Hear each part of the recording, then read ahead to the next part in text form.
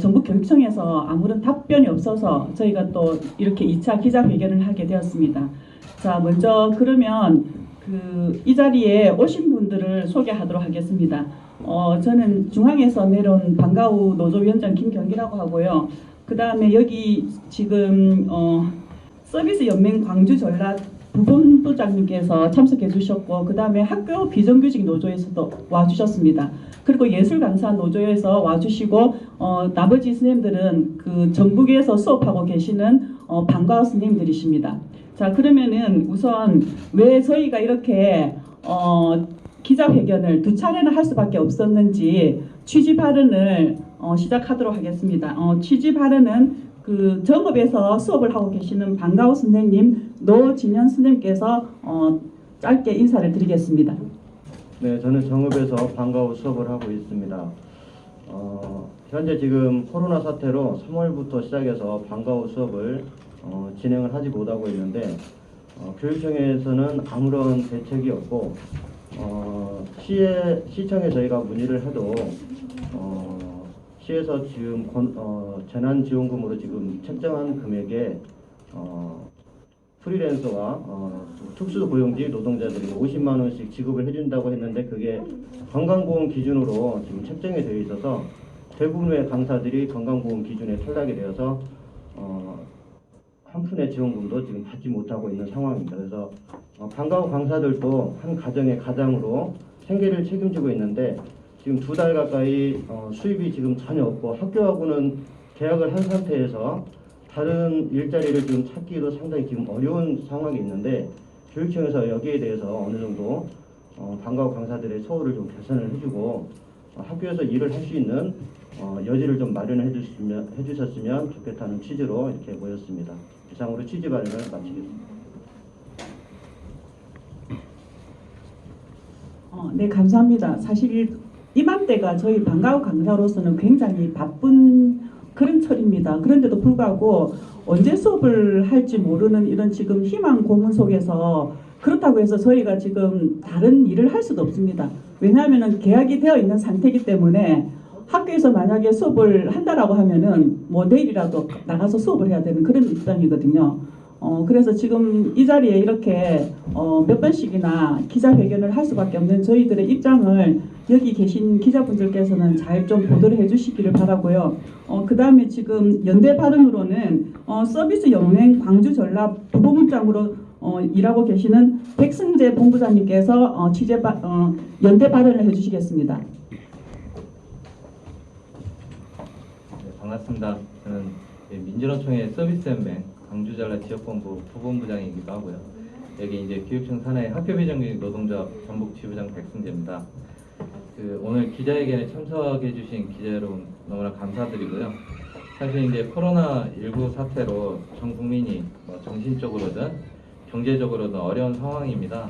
이 어려운 상황의 가장 큰 피해자가 사실은 이제 경제적 여유가 없는 낮은 임금의 비정규직 노동자가 될 것이라는 것은 모두가 아는 바입니다. 특히 이제 학교에서 학생들 등교가 언제 시작될지 불투명한 상황에서 학교의 방과후를 책임지고 있는 우리 방과후 강사 선생님들의 수입이 영원이 되었습니다. 중앙과 지역 정부, 교육청마다 이제 생계 대책을 내놓고는 있습니다만은 특수 고용 노동자라는 이유로 해서 고려 대상이 되지 않거나 실질적인 생계 대책이 마련이 되지 않고 있습니다.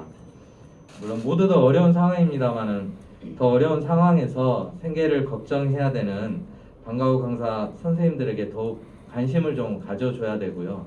특히나 이제 전라북도 교육청에 요청하는 것은 교육 현장에 한 축을 담당하고 있는 방과후 강사 선생님들과 적어도 대화를 해야 되는 거 아닌가. 대화를 해야 맞다라고 보고, 그래야 생계 대책에 대한 고민도 마련될 수 있겠다. 그리고 그런 고민도 함께 해주기를 좀 바라해 봅니다. 그리고 여기 오늘 오신 방과후 강사 선생님들 힘내시고, 그리고 기자님들의 많은 관심과 취재를 다시 한번 부탁드리겠습니다. 감사합니다.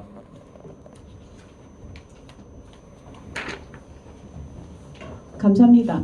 사실은 오늘 전북교육청만 기자회견을 하는 게 아니고요. 원래는 지금 경기도에서도 기자회견을 하고 있고 그리고 울산과 부산 여기 전북 지역 이렇게 동시로 원래 기자회견하기로 되어 있는데요. 그런데 울산하고 부산은 지금 기자회견을 오늘 안 합니다. 이유는 뭐냐 하면은 그 지역도 똑같이 이 특고기금 기준이 4인 기준 16만 원 이하인 사람들만 그 기금을 신청할 수 있도록 되어 있는데 저희 노동조합에서 이렇게 요구하고 이렇게 해서 부산과 울산은 그 특고기금 기준을 4인 가족 16만 원이 아니라 작년 소득 기준 7천만 원 이하이면은 다 신청을 할 수 있게끔 그렇게 기준을 완화해 주셨습니다. 극적으로요. 울산 같은 경우는 어저께 그렇게 하신다 그랬고 부산은 지난주 금요일 날 그렇게 비공식적으로 말씀하시고 어제 공식적으로 발표를 하셨어요. 그래서 오늘 부산하고 울산은 기자회견을 하지 않고 경기 지역하고 여기 전북 지역만 이렇게 기자회견을 지금 하고 있습니다. 이 사실을 좀 잘 보도해 주셨으면 좋겠고요. 그 다음에 지금 그 현장 발언하실 분은 예술 강사를 하시면서 방과후 일도 같이 하고 계시는 선생님께서 이 자리에 나오셨는데요. 김정영 선생님으로부터 현장 발언을 듣도록 하겠습니다.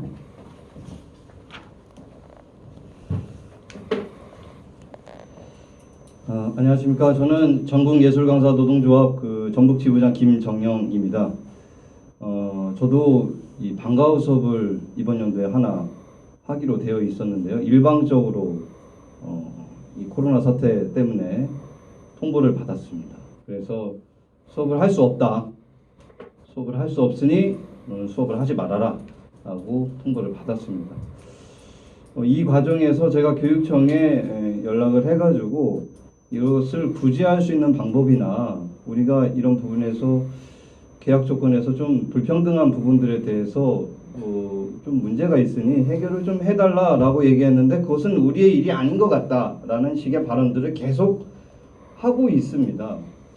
방과후 수업은 학교 제도권 교육에서 할 수 없는 교육들을 학생들한테 제공하는 유일한 교육 중에 하나입니다. 이 방과후 수업이라고 해가지고 굉장히 가볍게 생각하는 경향들이 있는데요. 학생들이 이 교육을 통해서 수혜를 받는 것들은 사실 돈으로 그리고 어떠한 자본으로도 설명할 수 없습니다. 이 가치를. 근데 지금 코로나 사태 때문에 전 국민이 의료진들과 그리고 전 국민들이 지금 사회적 거리두기를 하면서 같이 연대하고 있는 이 상황에 이런 상황에서 이 말 그대로 계약 조건이 좋지 않은 저희들 방과후 강사나 예술 강사들 같은 사회적 안정망이 부족한 이 분들이 지금 무너지고 있는 거거든요. 교육청이 여기에 대해서 조사를 한다든지 아니면 적극적으로 어떤 일이 있었습니까? 라고 하면서 이 수렴을 한다든지 이런 것들을 하질 않습니다. 전북교육청이 과연 정치적으로 진보라고 하면서 이렇게 아프고 힘들고 괴로워하는 방과후 강사분들과 함께 하지 않는 것들은 박근혜 정부 시절에 그렇게 열성적으로 부딪히면서 왜 이런 것들에 대해서 나서지 않는 것인지 한번 본인들의 정체성들에 대해서 고민하지 않으면 안 될 시기가 오지 않았나라는 생각이 듭니다. 최소한 이런 상황들이 오면 알아보겠습니다. 조사를 해보겠습니다. 대책을 찾아보겠습니다. 라고 하면서 우리 아이들과 함께하는 선생님들을 보호할 생각을 해야 되는데 그런 자세조차 없다는 것이 정말 저는 문제가 있다고 봅니다. 방과후 강사분들 절대 자기가 잘못했다고 생각하지 않으셨으면 좋겠습니다. 이런 과정에서 어떤 생각들을 하시냐면 그래 이게 내 잘못이야 이렇게 생각하시는 분들 계신단 말이죠. 내가 방과후 강사하면서 이런 일 겪는 거지 뭐 내 잘못이야 이렇게 생각하시는 분들이 계십니다. 왜? 우리 아직 계약 못했으니까 난 방과후 강사니까. 사회 구조에서 해결할 문제들은 사회 구조에서 해결해야 됩니다. 개인이 할 수 없습니다. 여러분들이 관심 더 많이 가져주셨으면 좋겠고 교육청은 정신 차렸으면 좋겠습니다. 감사합니다.